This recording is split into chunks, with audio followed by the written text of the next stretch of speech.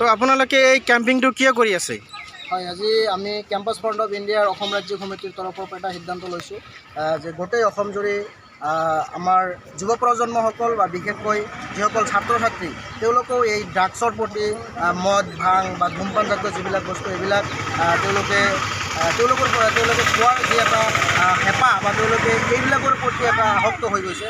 গতিকে তেওঁলোকক আমি সচেতন কৰিবলৈ বা তেওঁলোকক আমি ইয়াৰ ভয়াৱহতা জনাবলৈ আমি গোটেই অসম জুৰিয়েই আমি এণ্টি ড্ৰাগছ কেম্পেইনিং শীৰ্ষকেৰে এটি কেম্পেইনিং আৰম্ভ কৰিছোঁ আৰু এই কেম্পেইনিঙৰ জৰিয়তে গোটেই অসমৰ সচেতন মহল বা গোটেই অসমৰ জনতাক লগতে আমাৰ যিসকল সৰু সৰু কণ কণ ভাইটি ভণ্টি তথা ছাত্ৰ ছাত্ৰীসকল আছে তেওঁলোকক ইয়াৰ ভয়াৱহতা আৰু ইয়াৰ বিষয়ে সচেতন কৰিবলৈ আমি এই কেম্পেইনিং আৰম্ভ কৰিছোঁ।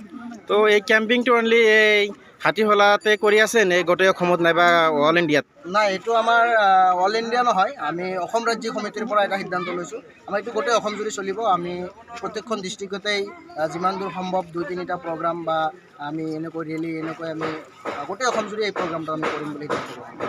তো এইটো কৰি আপোনালোকে চৰকাৰ পক্ষক কোনো ধৰণৰ মেমৰেণ্ডাম দিছে নেকি?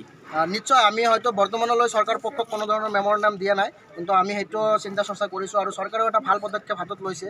আপোনালোকে হয়তো নিউজত বা খবৰত আপোনালোকে পাইছে যে চৰকাৰেও ইয়াৰ প্ৰতি এটা সবল সিদ্ধান্ত গ্ৰহণ কৰিছে।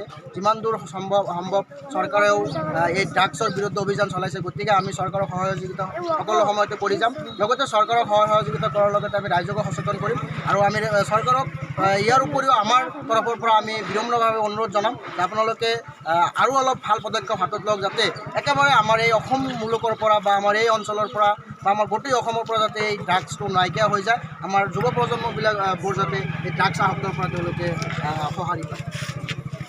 ঠিক আছে।